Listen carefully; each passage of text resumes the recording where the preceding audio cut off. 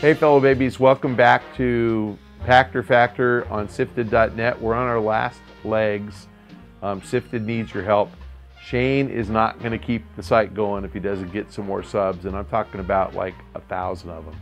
So if you are even remotely considering joining, would appreciate if you'd go to SIFTD.net, sign up, $4 a month. You get curated content, you get lots of free, lots of included cool original content, including this. I am not working for money, but Shane's my friend, trying to help him make it, and it costs money for him to put all this stuff out there. So would appreciate a join. Let's get to our first question from one of my favorites of all time from the SIFTD site, Deep Space. Deep, how are you, my brother? I met him at E3. He's a good guy. I think it was 2 years ago, but a good guy. Which console will be the first to get a permanent price drop to $199? Are all the platform holders playing a massive game of chicken over this price point? I don't think the PS3 ever got there.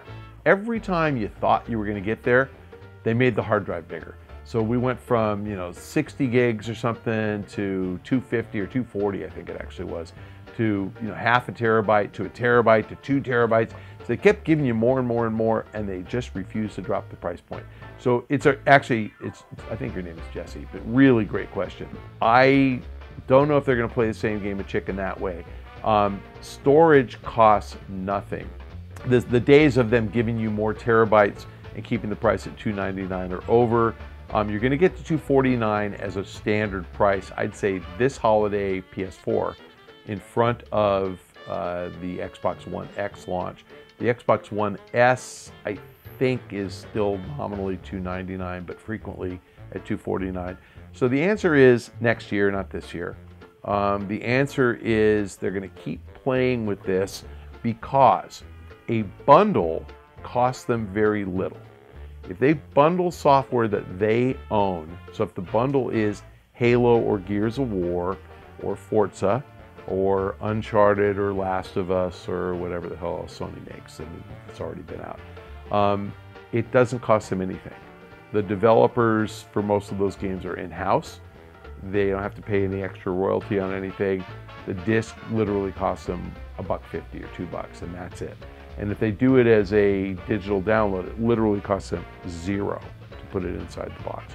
So, truth is, bundles are so cheap, and they have a perceived value of 30, 40, 50, 60 bucks. You could give people the Master Chief Collection, which is a freaking phenomenal value, plus Halo 5 for free as a bundle this holiday. And you're like, wait a minute, I'm getting all that for free? That's got $50 of value. So that's what they do. So even at $249 with bundles, the perceived value is $199 for the console. They don't have to cut the price. And they still get that extra 50 bucks because they're giving you software that you probably wouldn't have bought for 50 bucks. So bottom line is, I think not in 2017. I think you get a permanent price drop in 2018. And one of the reasons I predicted the PlayStation 5 kind of in 2019, not because I know anything, it's really all that. When you get down to this $199 price point, got about a year, and then you better start thinking about a new console. I could be wrong by a year, maybe by 2, but I don't think so. So that's a great question. I mean, and every other console dropped to that price point quickly. PS2, which launched in fall of 2000, was cut to $199 in May of 2002. And I remember that. And the reason was the Xbox came out in November 2001, also at $299, and PlayStation was like, okay, Microsoft, you think you're taking share from us? Think again, $199. So, Sony right now is enjoying a sales advantage. I think Sony can preempt Microsoft every step of the way. Microsoft goes to $249 and stays there. Sony can go to $199 whenever they feel like it. So if I had to really make that call, 6 months after Microsoft goes to $249 as a standalone, no bundle, Sony will go to $199. But I think you see bundles first. I think you see a $249 everyday price point with a compelling bundle, and that's going to be this holiday. Our next question from the SIFTD site from Nick. Could Konami or another publisher challenge EA and pay for the exclusive on the FIFA license like EA did with the NFL? Would it make for a sound investment? They can. They won't, but they can. You got to think about what FIFA is doing here. You know, FIFA, first of all, I'm sure EA has all sorts of contractual terms that essentially give them right of first refusal. So probably if FIFA got a second bid, EA could match it. And that doesn't mean that EA would match it. So let's just say EA, has a minimum guarantee of, call it $200 million, who cares, some big number. If Konami came in and said, we'll give you a minimum guarantee of $250, and instead of 12.5% royalty, we'll pay 15, EA could say, done, we match it. Knowing that, and I actually expect that EA does have that contractual right of first refusal. Knowing that, why would Konami even bid? Are they bidding just to make EA pay more? No, they don't really hate EA. They would be bidding because they would be deadly serious about getting the game. And so from the publisher perspective, if you're Konami, you're not going to automatically get great sales if you have to build the game from the bottom up. Because EA has valuable intellectual property in just their game engine, in how they've constructed Ultimate Team cards and packs, and 18 million people a year who play FIFA and play Ultimate Team would have to change to a slightly different game style. I get that it's a soccer simulation, so the game is the same game, but it's played different. I mean, it just doesn't, the players aren't controlled exactly the same. And so players might resist, and if Konami paid so much that they would not make a profit unless they sold 10 or 12 million dollars, units, it could bury the company. So it would be imprudent for Konami to make that bet, or Activision or Take-Two or anybody else. But yes, they could. On the flip side of that, there's FIFA. And FIFA looks at this two ways. One, they love the income stream. I mean, they just love getting all this money from EA. But second, they view the game as promoting the sport. So they like that EA is making the players a bigger deal. The players like it. Player likenesses are in there. The players sell more merchandise. Their teams, the Juventuses of the world, sell more merchandise. The Manchester Uniteds, the Liverpool Football Club. Go Peter Moore. Peter Moore, I want to invite to a Liverpool Football Club game. Please, please, please, I want to go. I want to see you. I've never been to Liverpool. I have never been to an English Premier League soccer match, ever, and I want to go. So I want you to invite me. I'm going to make a trip to Liverpool just to see you, but you have to buy me a beer and get me a ticket to one of your games, please, please, please, because I miss you. You're such a good guy. He is one of the best guys ever. Peter is one of the best guys ever. I've never met someone who didn't like Peter Moore. I really like him, but he won't invite me to Liverpool to see a game. Okay, so back to what we were saying. So FIFA wants to sell more merchandise, more promotion of the sport. The players love that. They get paid more the more people are engaged and care and watch on TV and drink Coca-Cola and wear Nikes and do whatever the hell you do with soccer.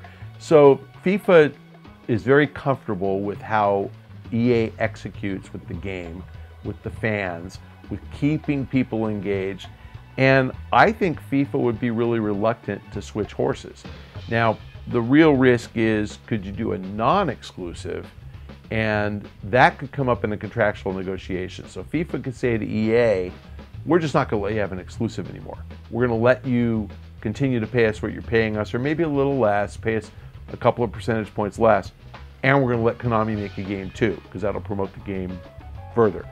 And I don't know how that part of the contract works, but it's a contract. So EA, I'm certain, is insisting on an exclusive, but I think FIFA ultimately could say competition is good.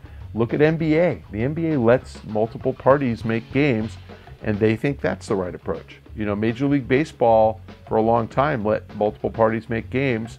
Obviously, we're down to like one now. We've got MLB The Show. But, I think that different leagues approach it differently. FIFA likes EA and likes the exclusive. So I don't expect that you'll see a challenge, but the answer is yes, they could do it. Our next question from Twitter from @JacobDragon. Given Nintendo's success with the Switch, Do you expect Microsoft and Sony will attempt to replicate it with their own portable consoles? No. Should we move on to the next question now? At least some explanation. No. They do intend to copy Nintendo. No. No. Look, the Switch is arguably the best handheld console ever made. And what's the second? What's the third? What's the fourth? What's the fifth? Except for maybe Vita having better specs, the second, third, fourth, and fifth best selling of all time were all Nintendo consoles. So Sony did it with the PSP. They made arguably a better handheld. They definitely did it with the Vita, a better handheld, and yet didn't even sniff sales of the fifth best-selling Nintendo handheld of all time, I think. I mean, certainly the Game Boy, maybe the Game Boy Color was behind the Vita, but the Game Boy Advance for sure, and the Game Boy Advance SP, and the DS and the 3DS all have outsold everything made by Sony. Microsoft's never getting in the handheld business again, ever. Sony, invented the Walkman, and Walkman, as they said, and I think Sony really thought they'd get it back with the PSP, and then they thought it even more with the Vita, and they didn't. I remember going to E3 the last year of the PSP. They spent a third of the Sony press conference talking about PSP games. And then the Vita came out and they spent a third of the press conference talking about PSP. Anybody watch the Sony press conference this year? Was there any mention of handhelds? Like, no. Do they even make PSP anymore? I don't even know. It's still, PSP's been discontinued forever. yeah, Vita, exactly. I mean, I didn't mean PSP. I meant Vita. Vita's huge in Japan. I meant Vita. But they still make it, right? I didn't mean PSP. I knew that. I meant Vita. They stopped manufacturing Vita yet. Yeah. So Vita, it's like they don't even talk about it. So the answer is no. I don't expect them to attempt to replicate it. But let's go back to the first part of your question. Given Nintendo's success with the Switch, wow. Success. Wow. How many Switches have they sold? Any idea? It's July. Like 3 million probably worldwide. 3 million. Success. But Can't we wait? I know, but what would happen if I told you, I know, and I don't, I'm just making this up, that demand for the Switch there was only 2 more million that people want to buy, and then no one will ever buy one again. You can't know that until supply and demand are in balance. We don't know what demand is for the Switch. We know that Nintendo said they're going to sell 10 million this year. We know that a bunch of analysts are saying 16, 20, 100 million lifetime, more. Let's see. The truth is, I think it sells between 50 and 70 million, which is great, but not as good as any of their other handhelds. And if they keep the price at 300, 50. If they cut the price to 200 pretty quickly, 70. If they cut the price to 100, 90. But at a price, everything is all based on supply and demand. Demand goes up when price goes down. Period. So success at $300, there's no way they're selling any more than 50 million. No chance. So good. I mean, really good. It's a great number, but not good enough to split that 3 ways. So no, I don't see Microsoft and Sony making any attempt, and I think it's too early to judge the Switch's success. I personally believe it's a great device. I personally think they're going to sell a lot, but it's a thought. It's not a no. I won't know until I see supply and demand in balance, and then let's see how they sell. Our last question this week from SIFTD, from Dyson XP. Vive, and VR in general, still seems to be waiting for a killer app, and Valve has the IP to make that happen. So why doesn't it use its IP like Half-Life, Left 4 Dead, and Portal to sell to Vive? Okay, answering this is like telling you when Half-Life 3 is coming out.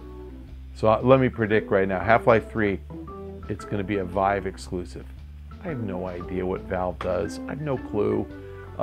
Portal, I think, would actually be pretty cool in virtual reality. The problem is, how do you actually use it? Like, I'm making a portal, but then I can't jump through them or anything, So, I think the physics of Portal and physics of VR are kind of mutually exclusive. Although I think it'd be fun to try. I'm just not sure, because you're not going to actually jump through the portal. and come out the other end. Where are you? Well, I don't know. I mean, you would, but you wouldn't be moving. It's like I don't know if it would actually work. I mean, fun, right? And it's a first-person view, and it's cool. And you might get dizzy. I personally think shooters are the wrong thing for virtual reality because you have to move too much and you do get dizzy. I don't know if you played with any of these, but they're tethered. They all have wires. So when you're tethered, you don't want to be moving around. I mean, not just because you trip over the wire, but like I literally played Resident Evil on PlayStation VR, and I kept pulling the cord, you know, knocking the camera off the wall, and just like I was yanking, because you jump, and I mean it actually isn't comfortable. If anything, they should either make them wireless or put like a 50-foot cord on there so you could get wrapped up. So I don't think shooters work very well at all. Left 4 Dead shooter. So I don't think Valve necessarily has the content that lends itself to VR.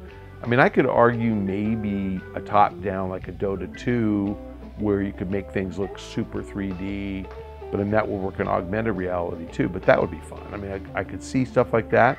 And if I had to bet, they really are working on it. But, I don't even know if they're legitimately working on Half-Life or not.